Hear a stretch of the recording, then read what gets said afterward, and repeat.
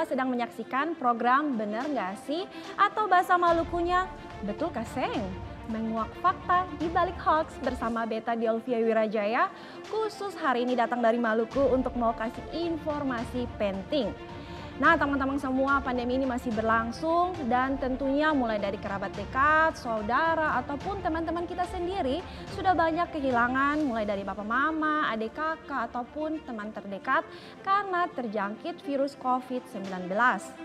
Namun pepatah mengatakan mati satu tumbuh seribu. Jadi banyak sekali hoax yang bertebaran di masyarakat luas yang membuat kita semakin bingung dan juga salah paham. Salah satu informasi yang masih dipercaya banyak orang adalah beredarnya kabar yang menganggap banyak orang meninggal dunia di rumah sakit itu gara-gara divonis COVID-19. Jadi membuat orang-orang ini takut datang ke rumah sakit. Nah sebelum kita percaya kayaknya kita simak dulu ya yang satu ini. Sampai sih mati kena COVID kan bahaya. Enggak usah nyang. Gua tahu kok dulu.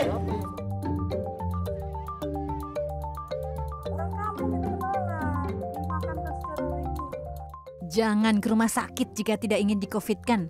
Dan jangan ke rumah sakit karena justru akan meninggal dunia. Inilah narasi-narasi yang beredar melalui media sosial hingga aplikasi pesan di tengah masyarakat.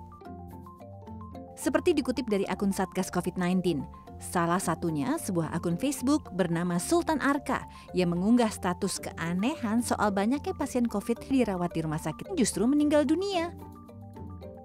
Narasi ajakan agar masyarakat tidak ke rumah sakit karena bakal di-COVID-kan juga beredar di media sosial. Dalam unggahan sebuah akun Facebook disebut ada beberapa penyakit yang bakal divonis COVID-19 agar rumah sakit mendapat dana ratusan juta rupiah dari pemerintah. Tudingan soal rumah sakit meng-COVID-kan pasien sempat membuat sejumlah orang akhirnya menolak jenazah keluarga mereka dimakamkan secara protokol COVID-19. Tak sedikit keluarga pasien yang akhirnya bersih tegang dengan pihak rumah sakit karena status COVID-19 sang pasien.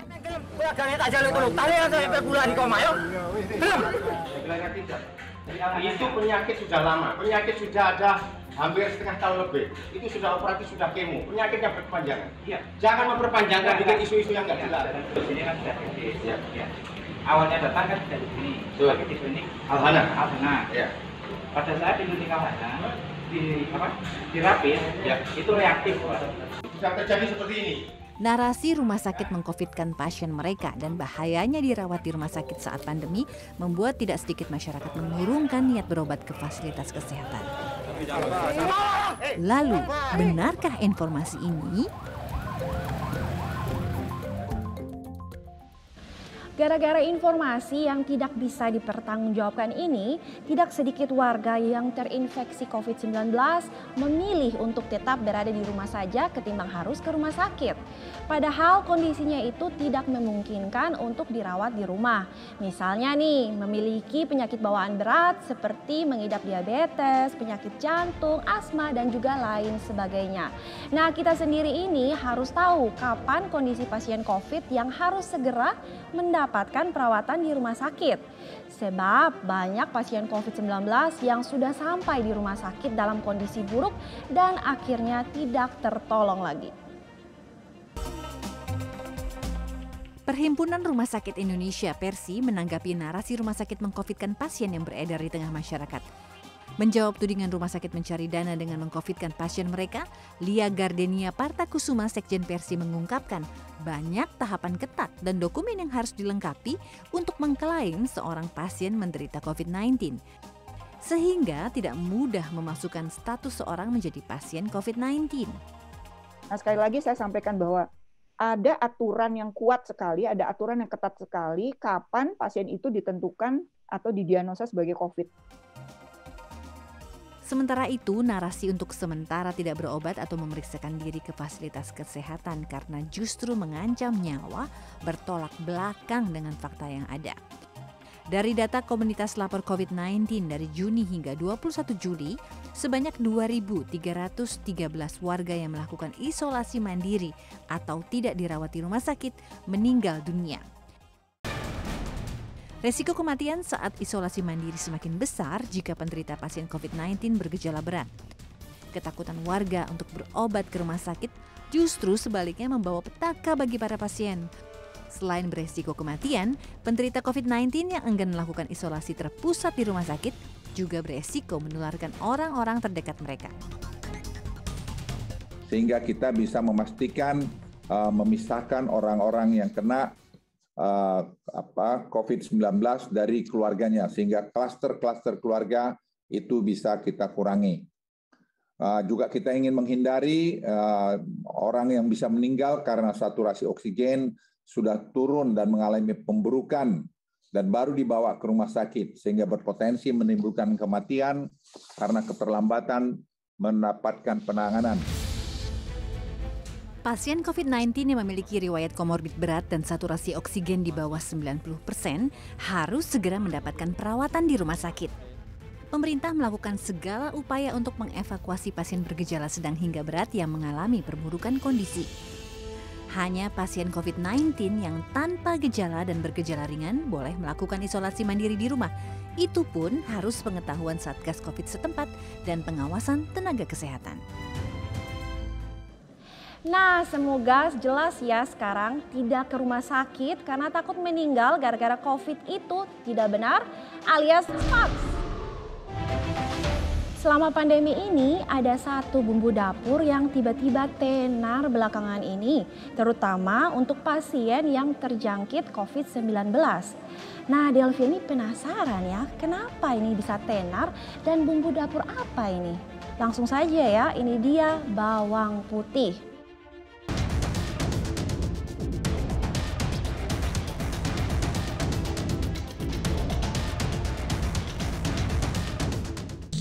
Bawang putih bisa menarik cairan dari dalam paru-paru. Inilah narasi yang sempat beredar di tengah masyarakat dengan dilengkapi sebuah video. Dalam video berdurasi 60 detik yang diunggah di media sosial, seorang wanita dan pria memasukkan bawang putih yang telah dikupas kulitnya ke dalam lubang hidung mereka. Setelah menunggu beberapa lama, cairan keluar dari lubang hidung mereka. Video ini lalu dinarasikan sebuah akun Facebook yang menyebut bahwa paru-paru pasien COVID-19 tak mampu memompa oksigen karena paru-paru dipenuhi cairan. Dengan meletakkan bawang putih di lubang hidung selama belasan menit disebut bisa membersihkan paru-paru. Bawang putih memang mengandung sejumlah zat dan nutrisi yang secara ilmiah bermanfaat bagi tubuh. Di antara manfaat bawang putih adalah meningkatkan kekebalan tubuh hingga menurunkan tekanan darah. Namun benarkah bawang putih juga berkhasiat menarik cairan dari dalam paru-paru? Nah, tamang-tamang udah lihat kan ya video bawang putih ampuh menarik cairan keluar dari paru-paru ini beredar luas sekali lewat WhatsApp. Tapi sebenarnya benar nggak sih? Aduh, langsung saja ya nggak pakai lama-lama kita lihat video yang satu ini. Video yang memperlihatkan cairan keluar dari hidung setelah memasukkan bawang putih beberapa menit dengan narasi cairan paru-paru keluar sempat membuat sebagian masyarakat percaya lalu membagikannya ke media sosial dan aplikasi pesan.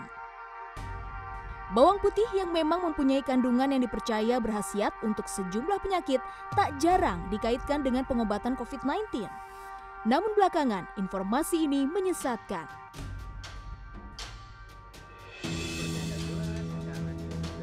Ahli kesehatan Dr. Al-Ghufron menjelaskan, keluarnya lendir dari hidung merupakan bentuk mekanisme pertahanan tubuh.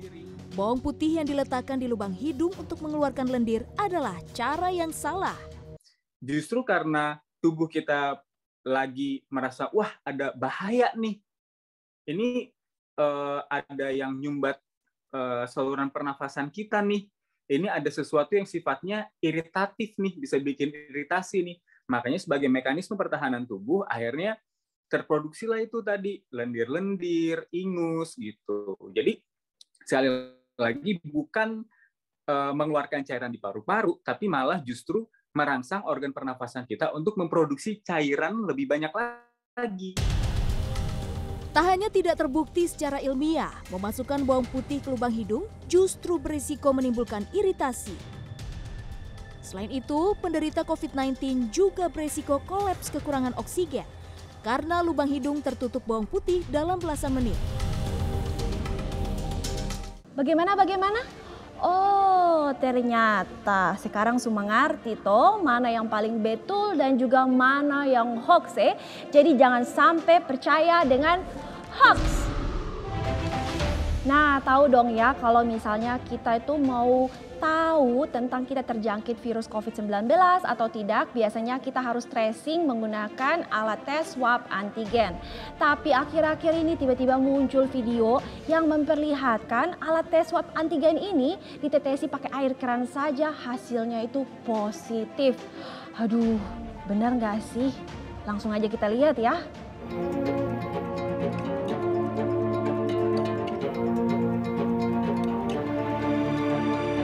Swab antigen saat ini menjadi salah satu alat tes COVID-19 yang dianjurkan pemerintah. Tes COVID-19 dilakukan sebagai bagian dari proses 3T, yakni testing atau pemeriksaan dini, tracing atau pelacakan, dan treatment atau perawatan bagi yang positif. Alat COVID ini pakai air keran hasilnya positif. Belum lama ini, sebuah video uji coba alat swab antigen dengan air keran viral di media sosial dan aplikasi pesan. Dalam video terlihat, 2 orang menggunakan pakaian satuan pengamanan atau satpam mengambil air keran di dalam botol lalu menuangkannya di alat tes swab antigen. Setelah menunggu beberapa lama, alat tes swab antigen menunjukkan hasil positif. Video ini kemudian dinarasikan berbeda-beda oleh sejumlah akun media sosial. Ada yang menarasikan selama ini status COVID-19 seseorang adalah rekayasa untuk perdagangan obat-obatan.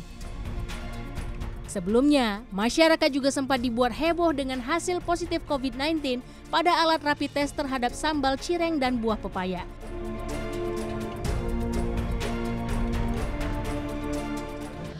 Aduh, ini asli loh, bikin jadi parno kan? Nah, kalau pakai air putih saja bisa positif, jangan-jangan katong semua ini kalau positif COVID itu karena dites pakai kita punya cairan pun langsung positif gitu. Aduh, kayaknya kita tanpa pikir panjang lagi, kita tanya langsung ya ke ahlinya. Kita cek yang satu ini. Kalau positif, gua nggak mau di swab lagi tiap minggu, bohong. Ahli biomolekuler Ahmad Rusdan Utomo menjelaskan, sistem kerja alat swab antigen juga sangat tergantung pada proses kimia spesimen. Air keran bukanlah spesimen yang tepat dan memiliki tingkat keasaman air atau pH yang tidak terkontrol. Sehingga air keran malah merusak sistem buffer pada alat dan memunculkan hasil positif palsu. Ingat saya, air keran itu tidak menurunkan virus, setahu saya. Makanya digunakan cuci tangan, ya kan, untuk cuci muka gitu, tapi bukan sebagai sumber penularan virus. Dan yang berikutnya, air itu kan sebetulnya tidak terkontrol pH-nya. Dan itu kan cara menaruhnya juga menuangkannya juga pasti itu banyak sekali gitu. Jadi itu pasti akan merusak sistem buffer. Jadi dalam alat kesehatan itu ada sistem buffer yang memastikan supaya kondisi kimianya itu selalu stabil sehingga nanti mereka bisa fokus untuk mendeteksi partikel virus yang ada kalau ada partikel virus itu. Tapi kalau keseimbangan buffer tadi itu terganggu, ya kemungkinannya bisa dua, bisa positif palsu, bisa negatif palsu, gitu kan. Dan itu pun juga nanti tidak akan tercatat. Kalau mau eksperimen, ya berarti dengan guru yang benar, gitu ya, dengan peruntukan yang tepat, gitu. Jangan hanya membuat kehebohan yang tidak perlu. Menurut saya seperti itu.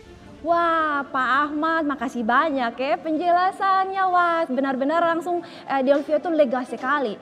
Jadi semuanya jangan pernah takut ya untuk tes antigen. Karena hasil tes antigen dengan air positif itu tidak langsung otomatis membuat semua hasil tes antigen yang menggunakan cairan dari hidung ataupun kerongkongan manusia itu juga otomatis positif. Jadi sekali lagi jangan pernah percaya sama hoax. Semoga seluruh rangkaian informasi yang tadi Beta sudah sampaikan buat teman-teman semua menjadi lebih paham dan sekarang sudah bisa membedakan mana informasi yang benar dan juga tidak benar ya. Sampai jumpa lagi di Bener Nggak Sih atau Betul Kaseng, menguak fakta di balik hoax lainnya. Beta Delvia Wirajaya, sampai jumpa.